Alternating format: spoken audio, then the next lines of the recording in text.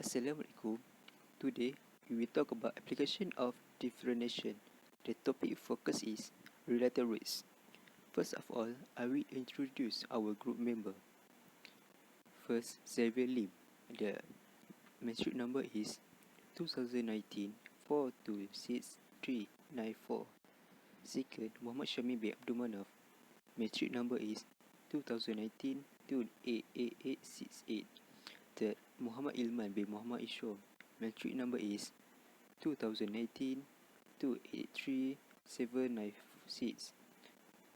For Hanni Hakiem bin Muhammad Zaki. Matric number is 2019 227186.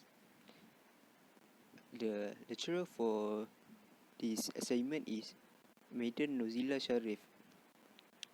And our course code is RS113. Our group is RS1132D. And our group subject is MAT183. Here you can see all of our group members. First of all, I will explain about derivatives. Derivatives are fundamental tools of calculus. For example, the derivatives of a position of a moving object with respect to the time is the object's velocity. This measures how quickly the position of the object changes when the time advances. The derivative of a function of a real variable measures the sensitivity to change of the function value.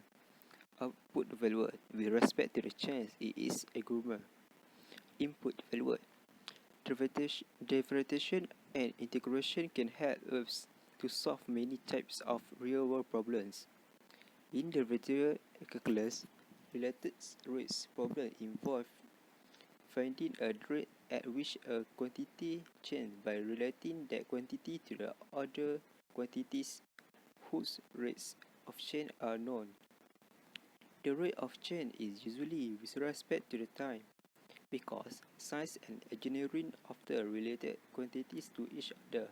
The method of related rates have broad application in these fields.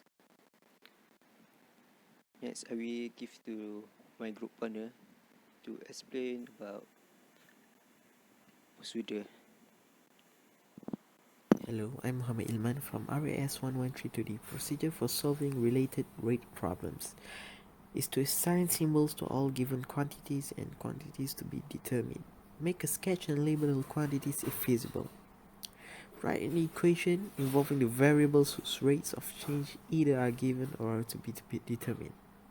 Using the chain rule, implicitly differentiate both sides of the equation with respect to t. Substitute into the resulting equation all known values for the variables and their rates of change. Solve for the required rate of change. Okay, so you must follow the procedure precisely and not to make any careless mistakes to get an answer. Be sure to be precise on following the procedure. If we don't follow the procedure, we don't get an answer. Alright, thank you. Assalamualaikum and good morning. My name is Hakiem bin Muhammad Zaki from RS1132D. I would like to continue the presentation. Question 1. A pebble is dropped into a compound, causing ripples in the form of concentric circles. The radius r of the outer ripple is increasing at a constant rate of 1 foot per second. When this radius is 4 feet, what rate is the total area A of the distributed water increasing?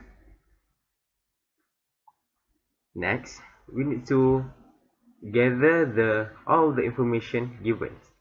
First, dr over dt is equals to 1, radius r equals to 4, and we need to find dA over dt. Then, to solve this equation, we must separate dA over dt. dA over dt is equals to dA over dr times dr over dt. After that, we must differentiate area. Area is equals to pi r square. So, dA over dr is equals to 2 pi r. Lastly, to solve this equation, we must separate dA over dt. dA over dt is equals to dA over dr times dr over dt. Then we must substitute all the information given. dA over dr is equals to 2 pi r and dr over dt is equals to 1. R is equals to 4. Then we must end this question with 2 pi times 4 times 1, and we can get 8 pi. Hello, my name is Xavier Lim. Now I will proceed to question number 2. Okay, the question is: a conical water tank with vertex down has a radius of 10 meter at the top and is 24 meter high. If water flows out the tank at a rate of 20 meter cube per minute, how fast is the depth of the water decreasing when the water is 16 meter deep? Okay, now the first step is we list down the given information from the questions. Okay, so the given is a dVdt that is negative 20 meter cube per minute. The negative is inferred from the inclusion of the word flows out in the problem. So we want to find the dHdt when the h is 16 meter. Okay, so now we write, we write it like this, and then we insert dv. Okay,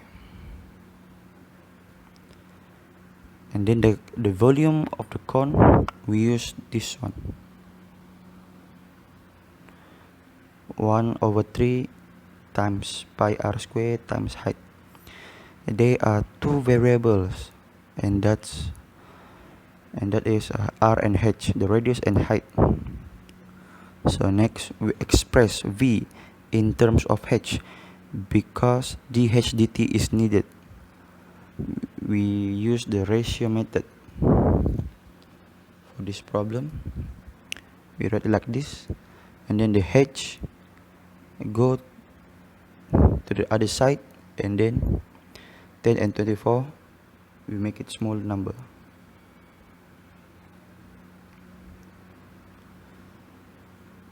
Okay, and then we sub in the answer that we got before this to the volume of the cone, and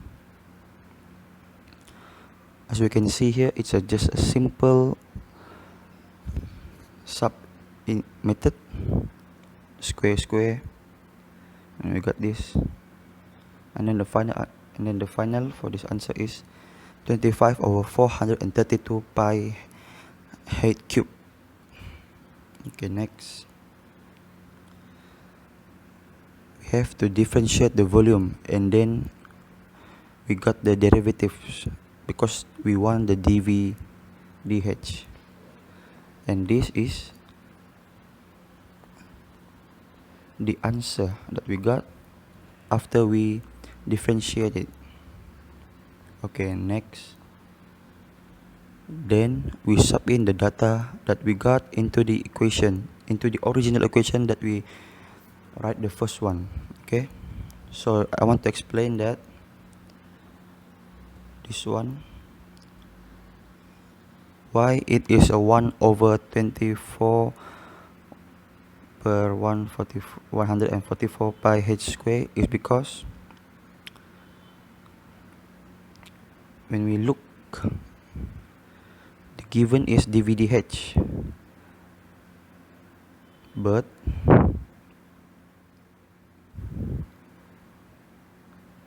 the first equation that we want is dH/dV, so we make it inverted.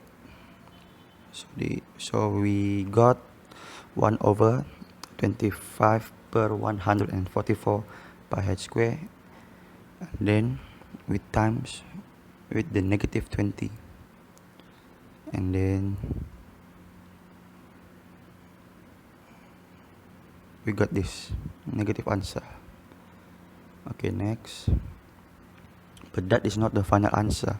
that we want. The question want the depth of the water decreasing when the water is 16 meter deep. So we sub in the height that given, and this is the height 16. We sub into the equation, and then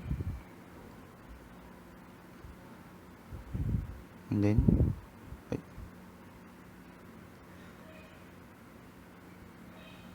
got the answer. We can write it as two answer also can. Either way. The first one is negative 9 over 20 pi or negative 0.1432 m per minute. Thank you. Conclusion, we can conclude that application of differentiation is related to our daily basis. It can help us to solve many types of real-world problems, but in order for us to solve the problems, we have to master the steps and do more practice on related rates problems. So this is our reference, and thank you for watching our presentation.